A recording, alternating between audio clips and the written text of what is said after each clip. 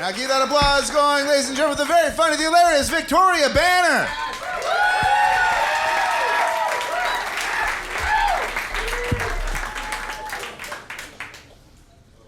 All right, so I'm in from Calgary today, so I'm just gonna raw dog you guys with a story of the most Calgary thing I've ever seen in my life. It happened, I was working late, and I ended up on our shitty inferior C train that just goes nowhere. It's a piece of shit, I hate it. And I ended up on the train after a Flames game, and it was a Winter Flames game. And what I saw, it was beautiful. I saw a man, and he was bald, and he had a dyed red beard. It was minus 20, but he was shirtless. And he had a big letter C painted on his chest. I was like, that dude is dedicated. And if by some miracle, on the very next stop, a different dude who was bald, red beard, shirtless, minus 20, big letter C on his chest, got on the train. The first guy sees the second guy, and the first guy goes, "Flames?" And the second guy goes, "Flames!" And they meet in the center of the train, and they have a hug in this beautiful moment, and they're like, "Flames!" And I was like, oh, that's kind of sweet. But of course, both these guys are 3 sheets to the wind, so the first guy says to the second guy, who goes, "Man, you're kind of cool. What's your name?" And the second guy goes, "My name is Graham." And the first guy goes, "What the fuck kind of name is Crayon?" And then they got in a fight. And that was the most Calgary thing I've ever seen in my life.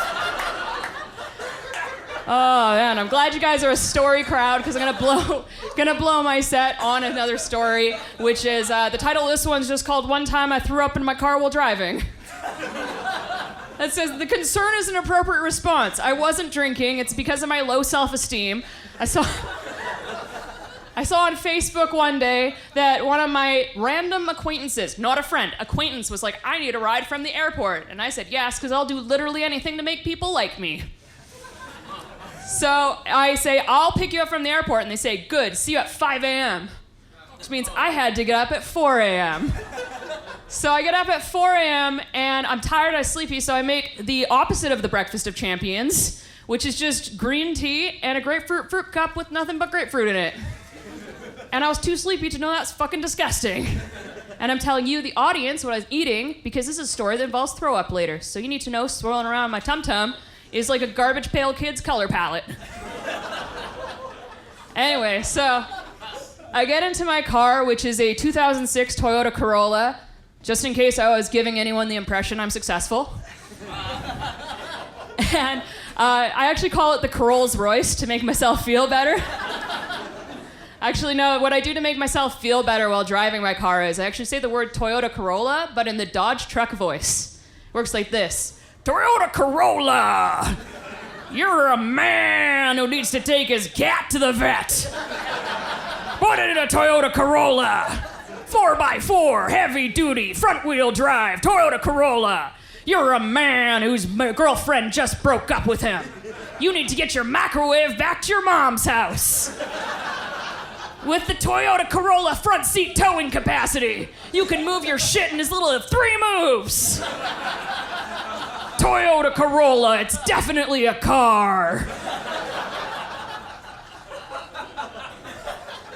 So I'm driving my Toyota Corolla down the highway, and I'm listening to my favorite radio station ever, Sirius XM. It's the radio station that you pay for. Don't think about the free one. And I was listening, and I have 2 favorite stations. Number 1 is Just for Laughs Canada. I'm a comedian, I need this.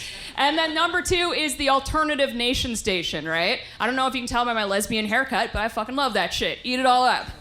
2 favorite types of music are punk rock and post-punk, but I kind of like post-punk a little bit more. And if you don't know the difference between punk rock and post-punk, I'll let you know. Basically, the mentality of punk rock is something like this. We gotta rise up and fight the man. We gotta rise up, fight him. We're gonna fight him. We're gonna stop that system. We're gonna fight the man. But the mentality of post-punk is very much, man's real hard to fight. That did not go well. I'm gonna go complain in front of the synthesizer if you don't mind. So I was listening to the post-punk song while driving to the airport at 4 a.m., and the song was Sail by AWOL Nation. I don't know if you know that one. They play it when they score at hockey games. It goes like this. Da-da-da-da-da-da-da-da. Sail! Da-da-da-da-da-da-da-da. Sail! Da-da-da-da-da. But the problem was, on the third sail, I just projectile vomited all over my own windshield. And like an adult who didn't just do that, I go, alas, there's an obstruction on my windshield, and go to turn on my windshield wipers. Only to realize, much to my chagrin, that the call is coming from inside the car. So I'm like, oh no. So I start like pulling over, and all I can think is, you know when you're driving to work and you see some other idiot singing in their car having the time of their life? And you're like, haha, that person's having a genuine moment of joy, what a loser. That person's sad. All I can imagine is someone saw me just like rocking out in my car being like, blame it on my ADD, right? They see me doing that, but then they just see me be like, but then they see me projectile vomit on my own windshield, and this person's just like, wow, that chick is so committed to singing Nickelback. You guys are a great crowd, have a great night.